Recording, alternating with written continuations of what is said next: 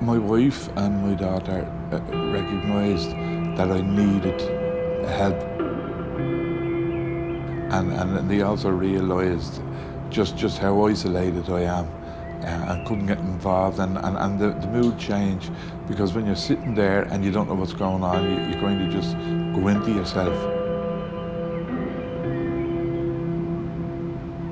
Well, if we say we were out for a meal or out in a pub, they would notice that I'd be just sitting there and not understanding and not getting involved, and they'd notice a mood change. Your mood would change because you're sitting there, you're not enjoying the fun, you're not enjoying the conversation, and you know, the isolation is obvious, that you may as well not be there. She would say, what was wrong with you, and eventually it got to the stage where she didn't have to ask what was wrong. She identified it. They could see what was happening. It was like you go from somebody who's happy-go-lucky to somebody who just isn't involved, and like at one time you could say, yeah, I was always involved in the fun, I was always involved, and they could notice that I just wasn't getting involved anymore. It was just a matter of me sitting there and not understanding, not hearing what's going on. No, this has been going on for years. This is like I'd been kicking the can down the road for years and years. I knew my hearing was damaged, and I knew it wasn't getting any better, and I knew it was worsening, and I was choosing to ignore it. Not for any real reason other than, I felt it was something I didn't really need to do. But it's only in hindsight now, and now that I have the hearing aids, I realise I should have done it a long, long time ago.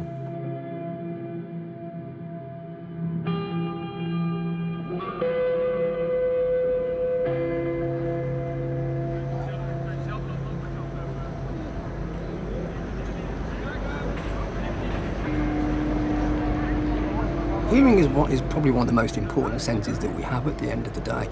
There are various factors that affect our hearing, and certainly in adulthood, probably the most significant factor is aging. It's something we can't get away from, unfortunately.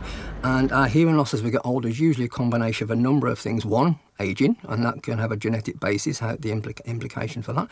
But it also depends on level of noise exposure that you've had throughout your lifetime, whether that be a recreational noise or whether it's work-related noise or whether it's through noise and trauma. But the hearing itself, when it starts to change, we first notice the sound starts to become a little bit muffled, and then gradually that starts to affect our ability to understand speech, possibly a little bit in the noise. First of all, when there's background noise, becomes more and more challenging.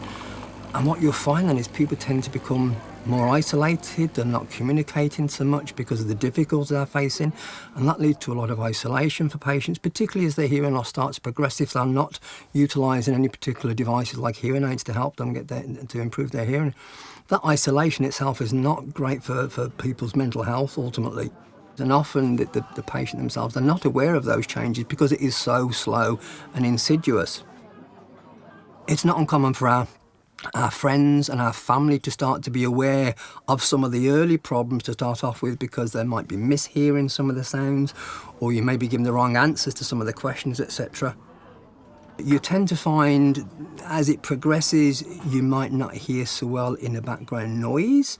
So often if you're outside in a noisy shopping centre, or you might find that you wasn't hearing your colleagues or one of those kind of environments there. And sometimes you might find that the louder sounds still are quite loud, but you're just not hearing the softer sounds so clearly. So those tend to be the first stages, and as that hearing loss progresses further, you're starting to bring in more of the other frequencies. So typically it starts at the higher frequencies. It's a gradual roll-off from the low frequency to the high frequencies. But with time, that starts to progress more and more to those other frequencies, which are really important for understanding speech, even in a quiet type situation.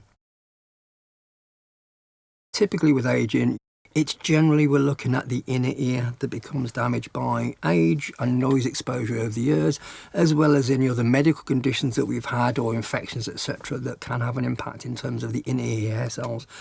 Once the inner hair cells are damaged by whatever the cause, they don't grow back. unfortunately. So you're left with some level of hearing loss, and that's when we need to get the interventions, which is usually the hearing aids. But it does depend upon the degree of hearing loss as to what's the best options for patients.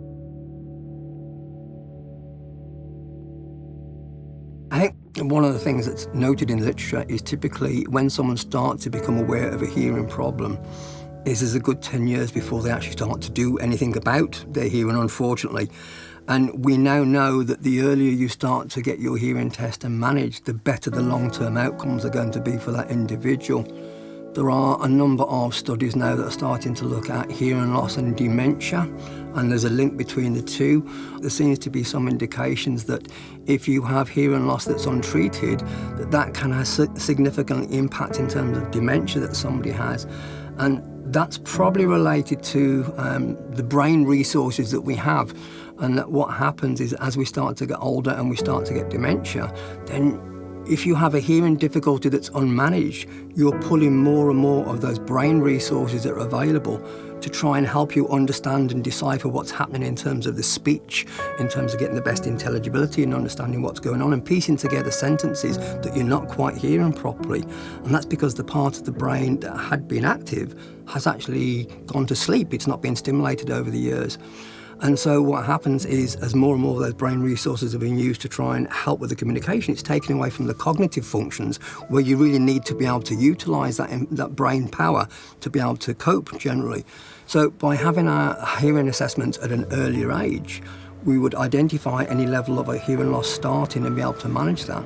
And what that means in the long term, what we think happens in the long term, is it means that you will have hearing, that you'll be able to hear very well, keep that brain active, and therefore those resources that are important as we get older and we start to get dementia can be utilised for more important cognitive functions that's required.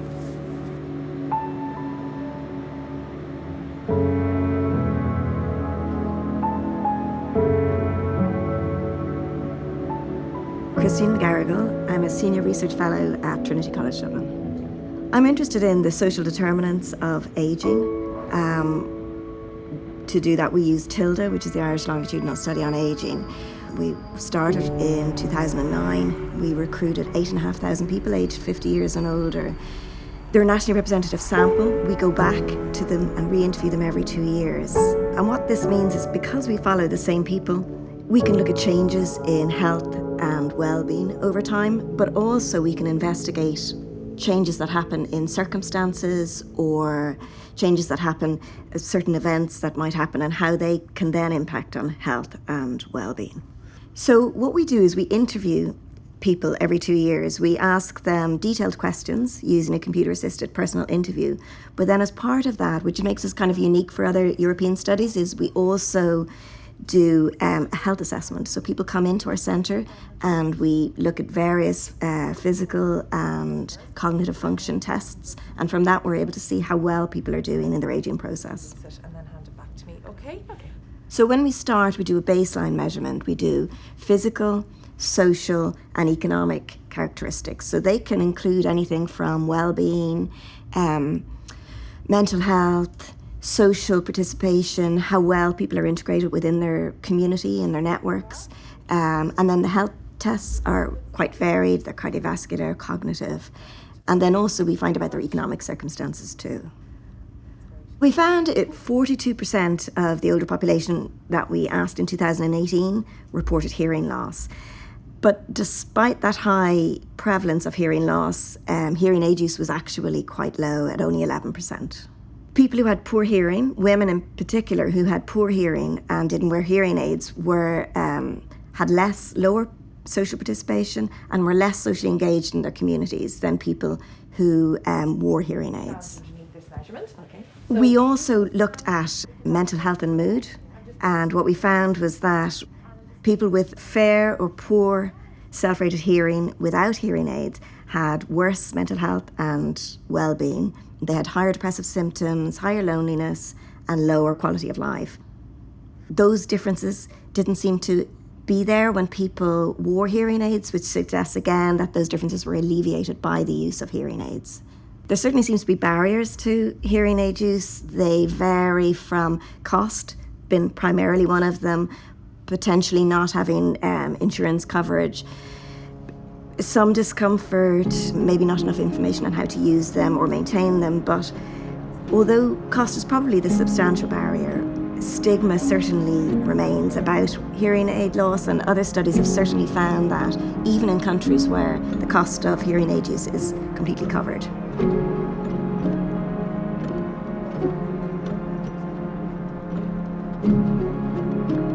So my name is Brian Lawler. I'm Professor of Old Age Psychiatry at Trinity College Dublin, and I was a consultant psychiatrist at St James's Hospital for the past 31 years. And I developed the services in the area, set up a memory clinic at St James's Hospital, and dealt with a lot of people, older people, who had depression and anxiety. And many of these individuals later in life, in addition to having depression and anxiety, would have had hearing impairment and visual impairment.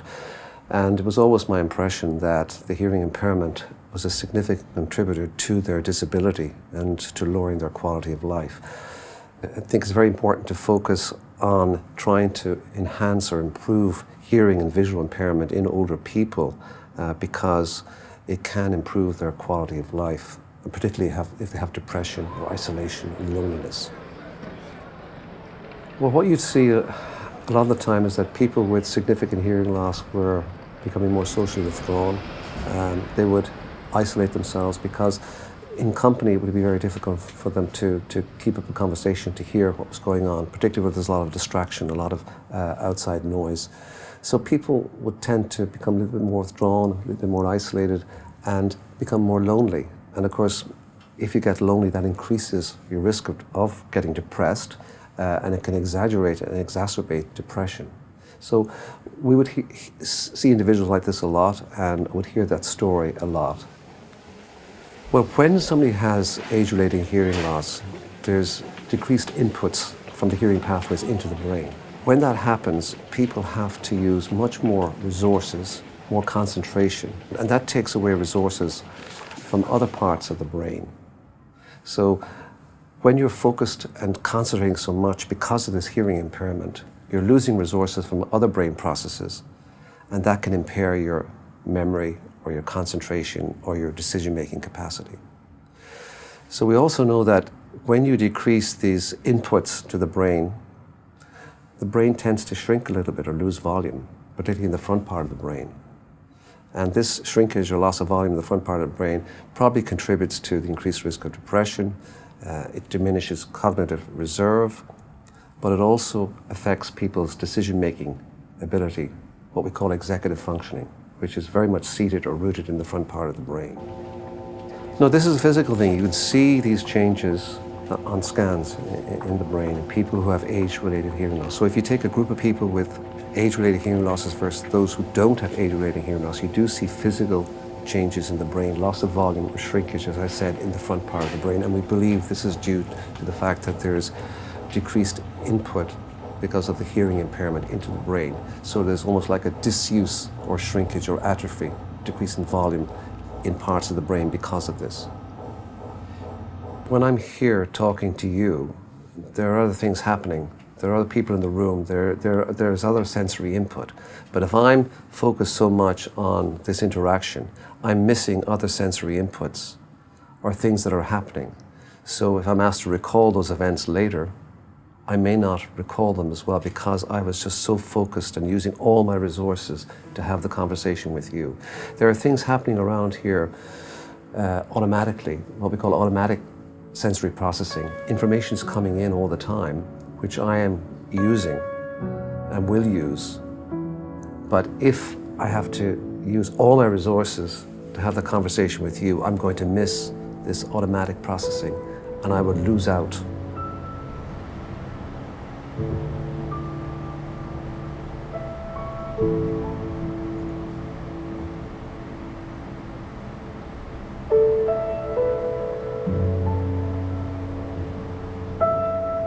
My name is Irasima Leroy.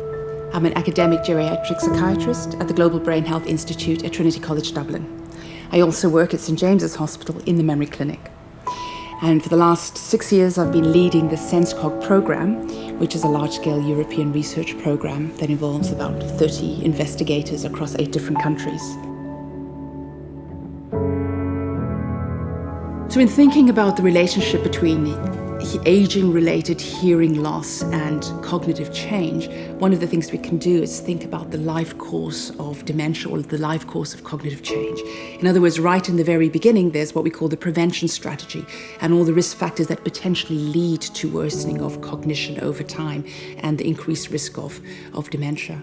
And at that point, hearing impairment or hearing loss is extremely important in middle life because that's one of the most important risk factors for developing dementia in later life. Then if you move into the next stage, that's the point at which cognition starts to become more impaired. In other words, we move into a stage called mild cognitive impairment, and that's kind of the pre-dementia stage. Now, not everybody will move into dementia, but a proportion will, particularly if there's an underlying neurodegenerative condition like Alzheimer's disease. And at that stage, we want to be very careful in terms of hearing loss that we assess people correctly. So within this model of risk factors that increase your risk of dementia, these potentially modifiable risk factors, the other most important one, apart from hearing loss, is social isolation. And of course, what's really important here is that in addressing these risk factors, we need to address not just one of them on their own, but we really need to look at how they interact. Because there's good evidence to suggest that hearing loss, social isolation, and loneliness all work together to increase your risk of dementia in the longer term. Well, there's a number of different ways. First of all, loneliness and social isolation by themselves can increase your risk, and there's various mechanisms whereby that can happen. Hearing loss can increase your risk of dementia, but of course, hearing loss can work through social isolation and loneliness in an indirect path also to increase your risk. So, for example, there's what we call the cascade model. So the cascade model suggests that when you develop hearing loss, you start to become more socially withdrawn. You have more difficulty interacting socially. That then potentially leads to loneliness. Loneliness can lead to depression. Loneliness also restricts your social network. When your social network gets restricted, then of course that socialization that is an important protective factor against neurodegenerative disorders like Alzheimer's disease, of course becomes a problem. So you can see your hearing loss through that cascade has led to the increased risk of Alzheimer's disease.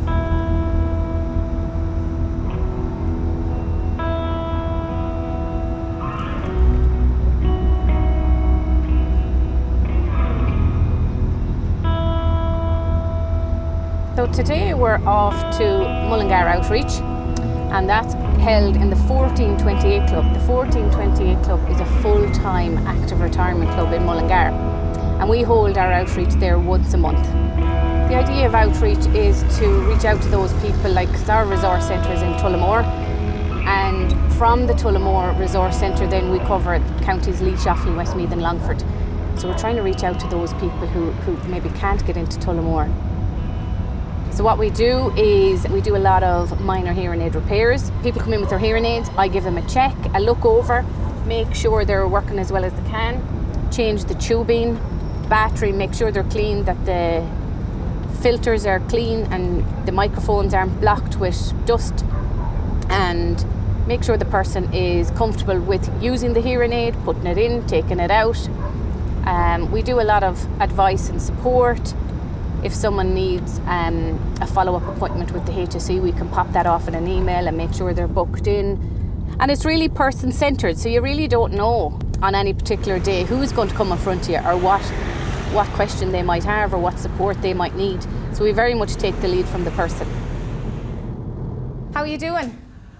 I'm fine. Yeah? I'm fine, yeah. You've got your hearing aids in? No, I've got them in my bag because I want to clean, I think. And perfect, lovely, thank you. And how are you getting on with them? yeah, fine. Yeah? Fine. Do you wear them every day? No, I don't. You don't? Why not? I am naughty. But to be quite honest, I didn't think I had a hearing problem. How long have you got your hearing aids? I've had them for about a year. Okay, Yeah. It's usually not the person with the loss that notices that they have a loss, because if you're not hearing something, how are you aware that you're not hearing Yeah. it? Only that family members are saying, Mum, you didn't get that piece of information. Yeah. The TV is too loud. And it's all these little telltale signs Yeah. that would equate to an age-related hearing loss. And I tell you, I'm thinking my hearing isn't too bad. Okay. Right, Yes. that's my opinion. But I do notice sometimes on the on the mobile, I miss when I'm talking to somebody. So I tend to use the landline. And put it I- on loudspeaker. I could put it on speaker. Yeah. So That's another Yeah. telltale sign. That's- It is indeed. I'm just being pig-headed, I suppose. Yeah, is the yeah. word. It's allowing yourself to come to terms with the fact Yeah. that you've a hearing loss. And it is another piece of technology. You know, you get up in the morning, you put on your glasses. Yeah. We want the same for hearing aids. For You get up in the hearing morning, aids. you put them on. Yeah. And you're good to go. I see. Did you find this was working Some for you? people think it's as simple as getting the hearing aids, putting in the hearing aids, and away you go. But what they don't realise is there's rehabilitation work. So the statistics would show that people wait on average 10 years before they actively do something about their hearing loss. So essentially your brain is missing out on all these wonderful sounds for 10 years. So then when they put the hearing aids in, it's like an overwhelming kind of amount of sounds all at once. So their brain has to rehabilitate and get used to all these lovely sounds again. I know one thing my own father was saying was the indicator in the car. He got his hearing aids, went and drove home. He never heard the indicator in the car for many years. Flushing of the toilet, their own footsteps and stuff like that. So there's a huge amount of work. You know, are they comfortable with the hearing aid, putting it in, taking it out, and allowing time for your brain to adjust? And I think that's where some people might kind of stop and think, no, it's too loud, it's too loud. Richard, how are you? Can't have too many complaints. And I have a problem for you. Okay. Oh. Take a seat there for a minute and gather yourself. Oh. So tell us. Now, So you've received new hearing aids from the HSE. I did. How are they going for you? Well, that's my problem. The two of them were working the day I got them, Okay, and that one's gone on strike. okay, we'll have a look at it. And you're finding them okay, putting them in, taking them out? Oh, Good. it's just become routine now. Brilliant, Yeah. brilliant. So, but as soon as I'm going out, I pop them in. Good stuff.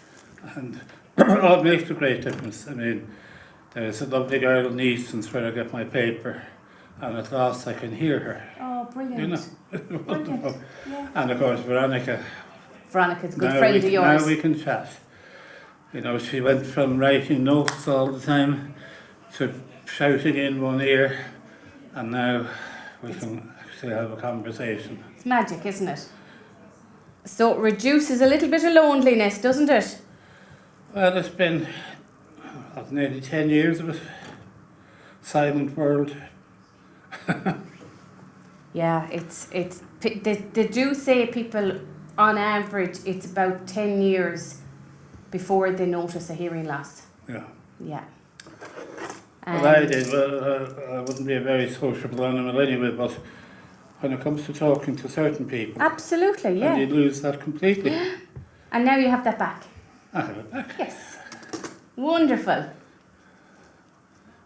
And I couldn't hear a thing.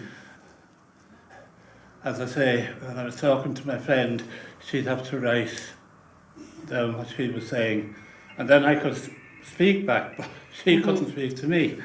Oh, horrible. Horrible. Parts of it are kind of a downside, traffic noise, but then other things, where I have a room now, the children from the school all go by to the library or to the centre and everything, and just to hear the chatter, It's good, yeah. wonderful. And then you've forgotten about them, Yes. you know, completely. So the brain has to nearly rehabilitate to the sound of the traffic, to the sound of the children's voices. First couple of weeks were hilarious, because if I heard a car, I thought it was right behind me, coming up the footpath. And it just takes a little while to get used to all these sounds It all again. adjusted then. Yeah. As you say, my brain kind Your of brain switched on adjusts, and said, we're yes. back to where we were. It's brilliant, isn't it? The best thing ever happened. Who put us in touch with you? Veronica? Probably Veronica ringing around trying to get help. In fact, that's who it would have been. She does everything.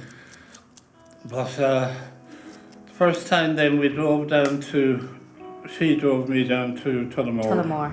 And Laura and yourself. Laura, yeah. And since then, it's just everything has gone up. And Laura gave me the device. Phones and the device and the whole thing. That was the first time in many years that I was able to talk to Veronica. She put the microphone up here and then the tap away. And then, as I say, Chime headed up the appointment that changed everything. The day I came out of it was just unbelievable. Unbelievable. And just to hear the voice again. You know, she's the best friend I have, and I hadn't heard her voice for nearly 10 years. That's a shocking thing. Well, you do more than your best. You do minor miracles every day and big miracles once a month. Thank you. I was so glad I kept on to this thing.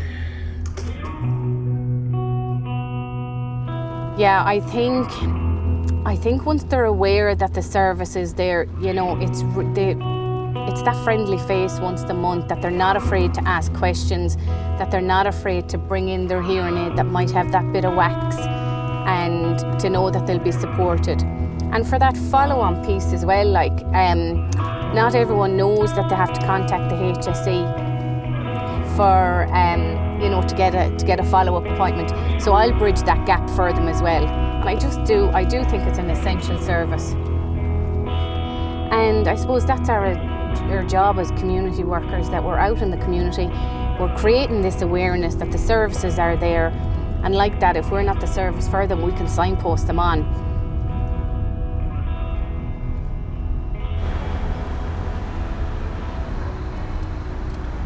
We offer a full and comprehensive range of services from newborns right through to our old clients. We provide hearing tests for those patients that have full medical card for the adults, so they have to have a full medical card for the assessments there. But then we provide the full diagnostic assessments, we provide the appropriate hearing aids, bilateral hearing aids, and fit the hearing aids.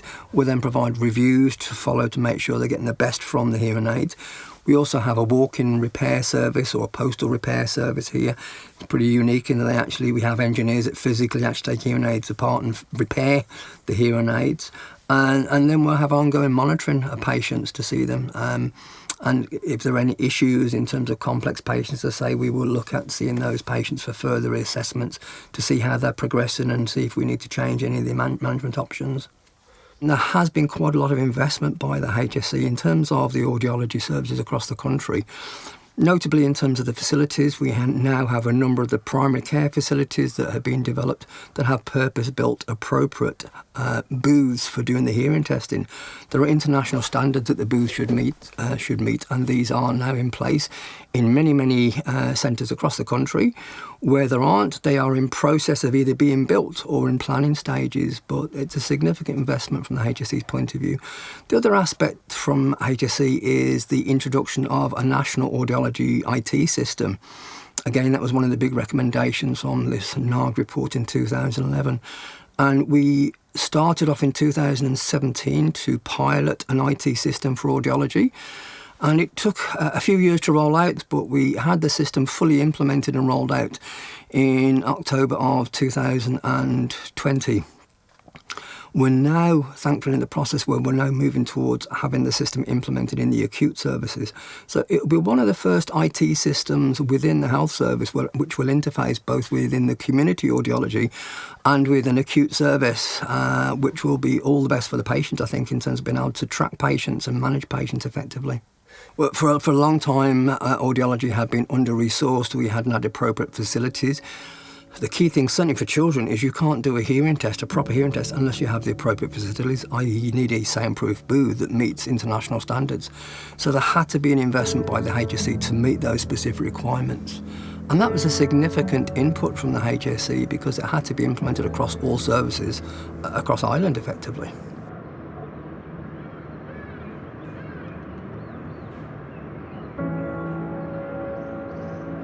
Well, I just have them about almost 5 months now.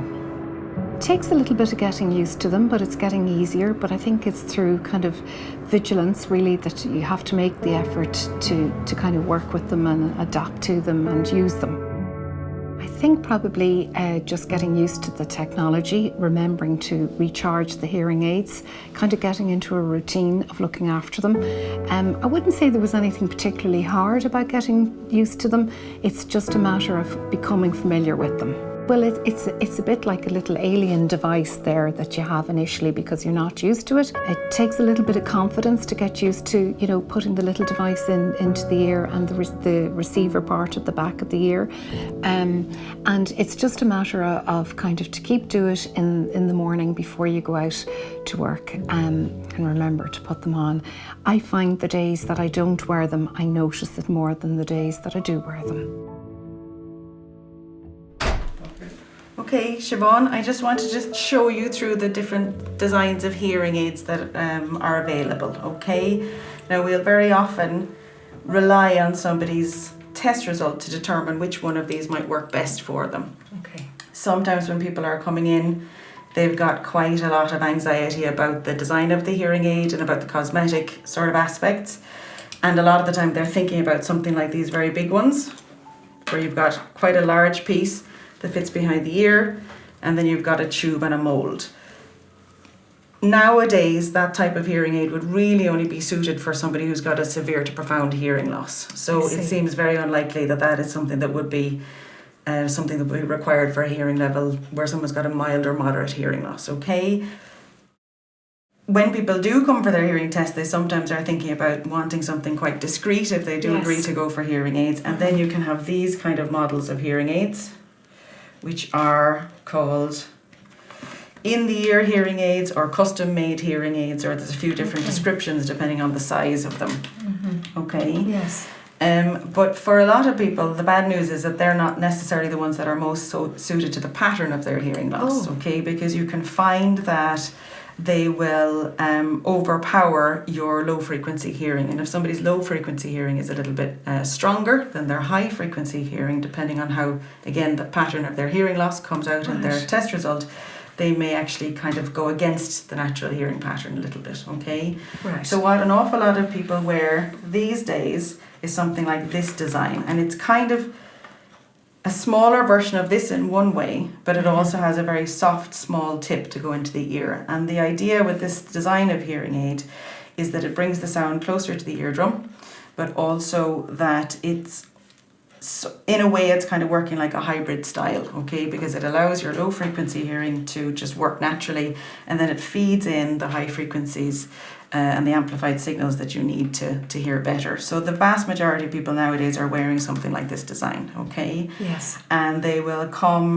with Bluetooth facilities almost as standard now at this stage, so it can be regardless of technology level that you would or price, let's say, but most of them will have Bluetooth, and again, rechargeable is kind of coming as standard. So these ones would have all been battery operated hearing aids. Do you have anything you want to ask me about them?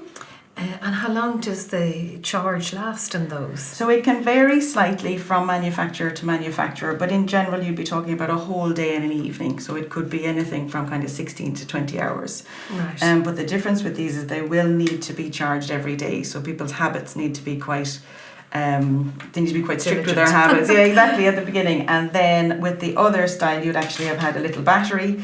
Right. The battery will have lasted anything from 3 days up to about 2 weeks. So it's quite a different change for somebody who's used to wearing something like this to go to a different design of hearing And aid. is that portable? If you plug it in for overnight, for example, and you're going to be away for a long day the following day? Can you do anything like that? Yeah, you can. Well, you have a little lead that will go into the back, and you can charge it that way like you would your phone or any other piece for charging, but you also can get a little power pack to stick below the base, and that means then that you can take this away and you get 5 days charge. So sometimes people, if they have, as you say, a nice night away or even a hospital visit or something like that, you can use the power pack for the hearing aids. And how do you definitely. If I didn't wear them, I would miss having them. And the first few months that I got them, I didn't really say to very many people I was using them, because I wanted to get familiar and I didn't want to be bombarded with questions. How does it work? What do you do? Whatever. I wanted to get comfortable with my hearing aids before I would say, well, actually, I use hearing aids. And I think for me that was a good idea. But my family knew and they were very supportive. So I think possibly having somebody in your corner to make sure that, are you managing them okay? Is it all right? What I like about my hearing aids is that they go into the little receiver and they're plugged in overnight to charge. I'm not worried about batteries and foostering with batteries and have I to go and buy batteries. I think that element of it is quite good for me. I think I was a little bit apprehensive because I didn't know what it would all involve. The audiology tests are quite simple, they're painless and there's nothing to be anxious about. The staff were very pleasant and put me at ease, and we had a number of consultations, so I felt that they really had looked at the bigger picture of my particular problem, and that I wasn't rushed or forced into making a decision. So I think that was important. The experience was quite easy to work with because, the times they were able to suit me for appointments and so on. And I felt they were looking at the overall picture. I have very bad tinnitus, and that was kind of overwhelming as well. And that was one of the reasons that I wanted to look into the hearing, because I had a few consultations with tinnitus consultants that I was told actually maybe if I had a hearing aid it would assist, that my concentration would be able to switch over to the hearing element and be less conscious on the tinnitus. And so far so good, that has helped. It doesn't cure it, but it certainly is something I would recommend people to look into if they've that particular problem. I know we're all getting more technology aware and driven, particularly since COVID times, but it can be a little bit off-putting, and I was a little nervous the first time getting them. I brought my husband along to the appointment and I had said, please, you pay attention so that if I miss something that the lady says that, you'll have picked it up. So yes, it can be a little bit daunting, but actually they're designed quite well. They're quite discreet. They're easy to use. It takes a little bit of practice. So what I have done is built up my experience with them. So initially I wouldn't have used the sound button to control the sound levels on the device itself. I would tend to use my phone. But now I've got more confident. I can also switch a little button and answer my phone with them, which I've only just recently started to do, and that's fantastic too. So I would recommend to anybody who takes on the hearing aids, particularly if they're not overly technology comfortable, that they just build up their experience with them. Don't be too ambitious initially. Just get used to wearing them every day and getting comfortable with them.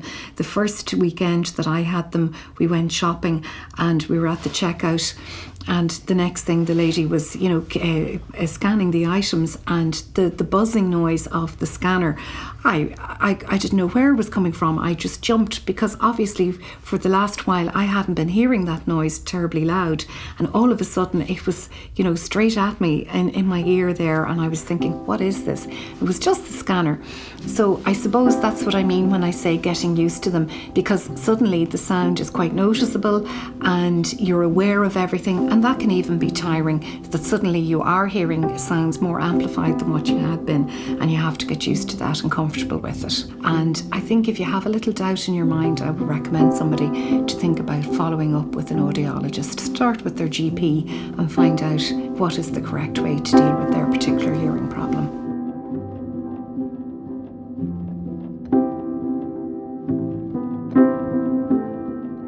So in Chime we know that unmanaged hearing loss in Ireland is costing hundreds of millions of euro every year in both direct and indirect costs.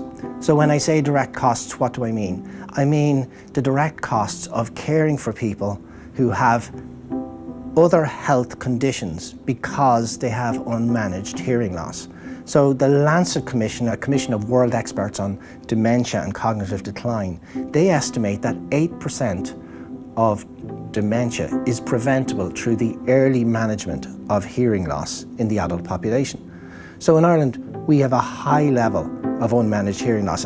That alone would cost 200 million plus in terms of the care of 8% of people with dementia in nursing homes and places like that. If we look at TILDA figures, which tell us that people with unmanaged hearing loss have higher rates of depressive symptoms. That figure is 50,000 people when we extrapolate it out. In the Irish population, 50,000 people are depressed and or have depressive symptoms simply because they have unmanaged hearing loss. Now, caring for these things, these are the direct costs, and these people with these health conditions costs hundreds of millions. And on the other side, the indirect costs are that these people are less alert, less able, less independent in their own family lives and communities, and less able to contribute. So they are more likely to withdraw from the workplace earlier due to things like an unmanaged hearing loss. They are more likely to be unable to contribute and help out with family issues. So I was recently actually talking to somebody about this, and I told them that the World Health Organization say that for every euro a government spends on hearing care, they can expect a return of almost 16 euro over the following 10 years. So this person I was talking to was a senior civil servant, and they were asking me, how can that be? You know, that sounds phenomenal. And there's literally nothing I know of that you can invest in health terms and get that return on investment. So I was telling him, well, look, you know, some of it is the direct costs of caring for people with dementia, depression, increased hospitalizations and so on, because there's even evidence to show that people have more falls with unmanaged hearing loss. But on the other hand, I said it's also costs associated that these people are unable to contribute to their families and their communities because they have a reduced level of functioning. So, for example, I was saying grandparents may be less likely to be able to look after their grandchildren because they've got unmanaged hearing loss and the associated decline in function with that. And he just nodded and he said, actually, he said, my parents look after some of their grandchildren, and my father does most of the caring because my mother has a hearing loss and finds it difficult to manage the children. So this is what contributes to the costs that are entirely avoidable through early management of hearing loss. So what we found was that hearing loss increased with age. Hearing aid use was relatively low given the higher prevalence of hearing loss.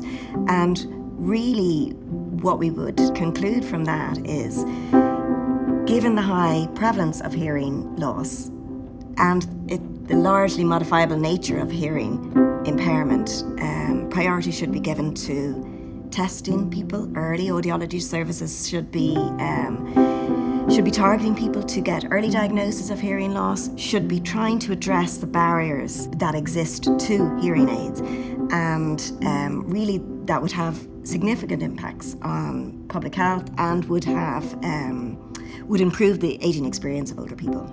Given the importance of social engagement and mental and well-being for older people, certainly as people get older, I think if we can improve those in any way, it would be very important for public health, and certainly diagnosing hearing loss and the use of hearing aids seems to allow people to maintain their social participation, improve their mood, or certainly maintain their mental health and well-being as they age. It's kind of madness not to get a hearing aid. And I think it's kind of quite fascinating, really, how people have no problem getting reading glasses. But people really seem to have issues around hearing aids. It is quite a significant impairment, and that's why it is so important to do anything you can. And there are plenty of things that you can do. And I know we're talking about hearing loss here, but there are so many things that you can do to keep your cognitive functioning sharp. But a lot of them do depend on communication, and preserving your hearing is fundamental to that. And it might take people a while to realise that they're not hearing properly necessarily. And, I think denial is pretty common too. And I think often these things can happen so subtly that you don't really notice the loss, and the brain does adapt.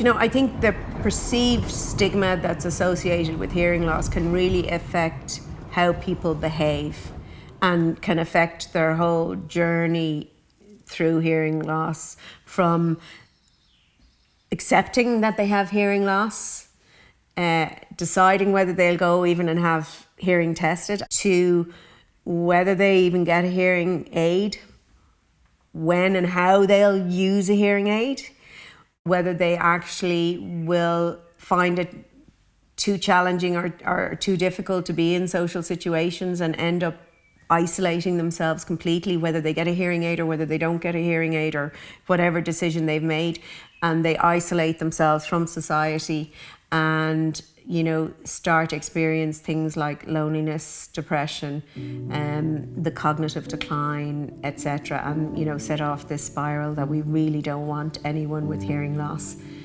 to experience, because you know, it's unnecessary and it is preventable, and the sooner people go and get treatment and acknowledge the hearing loss, the better.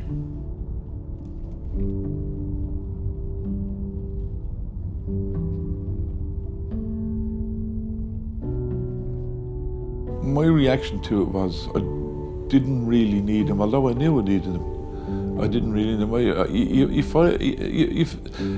probably wrongly, you feel a little bit that you know, something wrong with wearing hearing aids. You know what I mean? But you've heard the thing on television. If you fail to see, you get glasses, and really and truly, if you fail to hear, you should get hearing aids.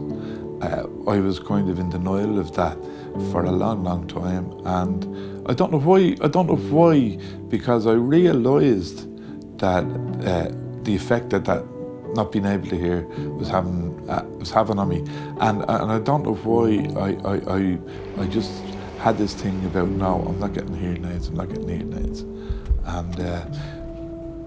I mean, I've totally changed my belief and my ideas about hearing aids now.